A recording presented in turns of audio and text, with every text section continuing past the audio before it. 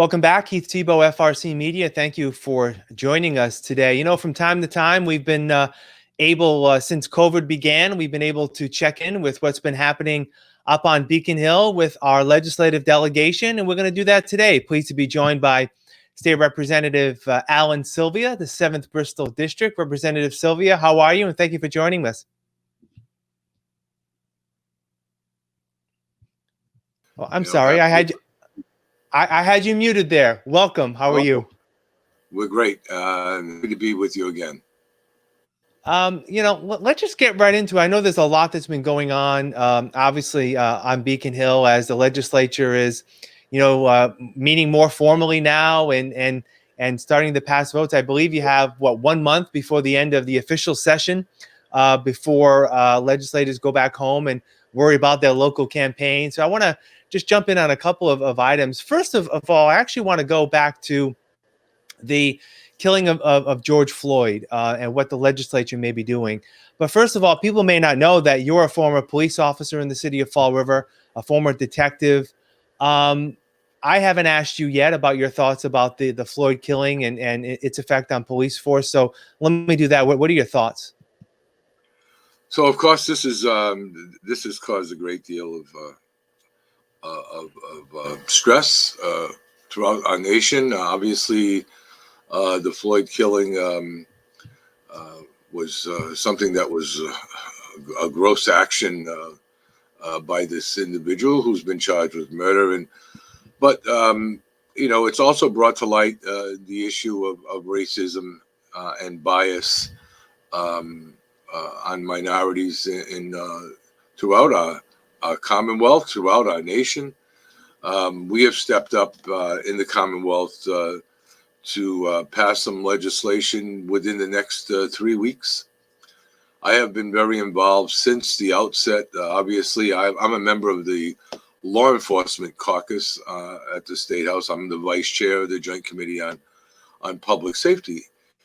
So I was immediately immersed and involved with the Black and Latino Caucus, working with my colleagues in public safety to deliver some recommendations for legislation that will be going through a Judiciary Committee within the next few weeks.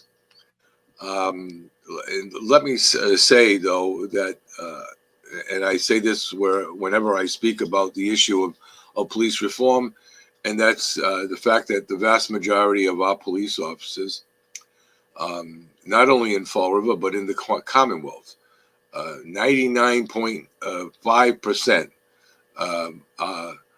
law-abiding, non-racist, well-trained, caring women and men who serve and protect the public.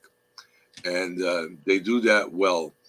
Fall River, for example, is nationally certified, unlike many other police departments in the country and in the Commonwealth. So Fall River already has a no chokehold for an example when we're talking about the use of force. They already have detailed use of force guidelines that are still being reviewed as I speak.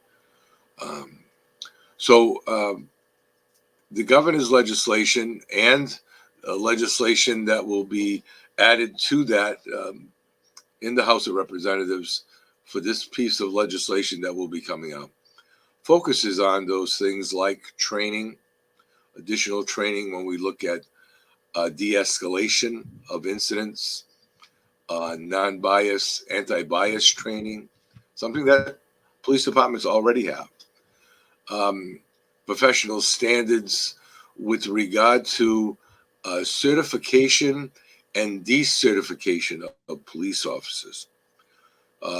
Massachusetts is only one of 4 states that does not have a decertification process. So we will be, once this legislation is enacted, we will be joining those other states in the country that not only certify our police officers, the certification process that will take place every 3 years, but it's the decertification process. So if an officer is involved in a civil rights action or commits a crime, they would be go before a state board and would be decertified as police officers. It would be a database, national database that would be maintained. So all of this to be ensure that we have the very best law enforcement officers in the Commonwealth. Yeah. I want to shift now to the state budget. We've spoken in the past about the uncertainty, and there's still a lot of uncertainty, I guess, about revenues that the state can anticipate heading into the new fiscal year. But is it your understanding that the legislature hopes to pass a fiscal 21 budget in some way, shape, or form in the next couple of weeks? We do intend on doing that.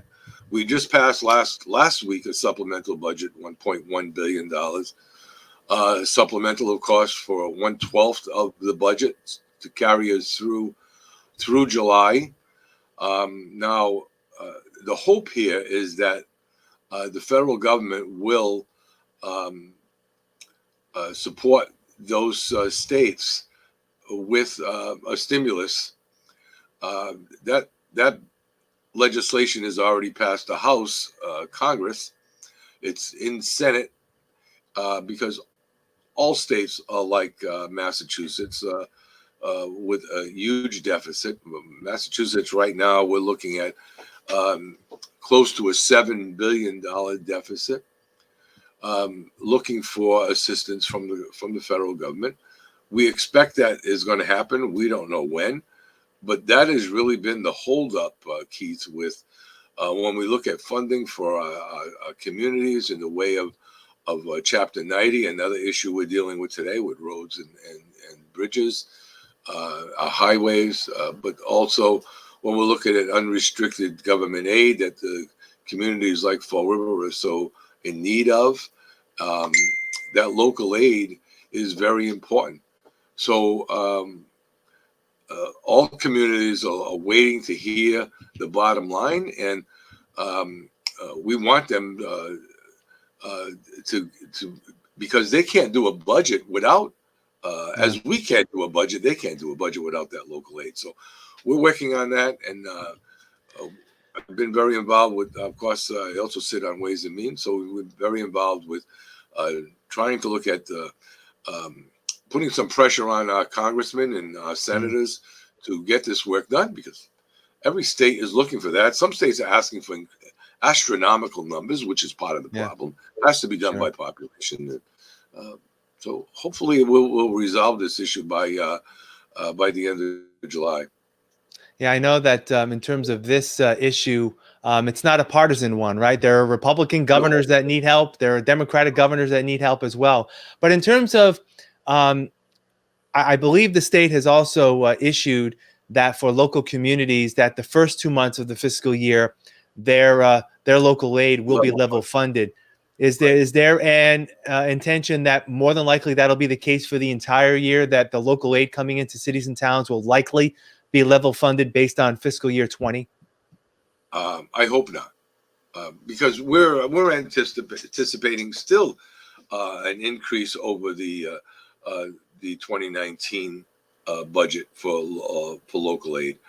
So I hope that it won't be a level funded completely, Keith. I know obviously our schools need an increase, which is a major issue, and our local governments need an infusion of increased revenue, because obviously the effects of COVID, not just COVID expenses, but the effects of COVID on meals tax and so many other forms of revenue have really placed a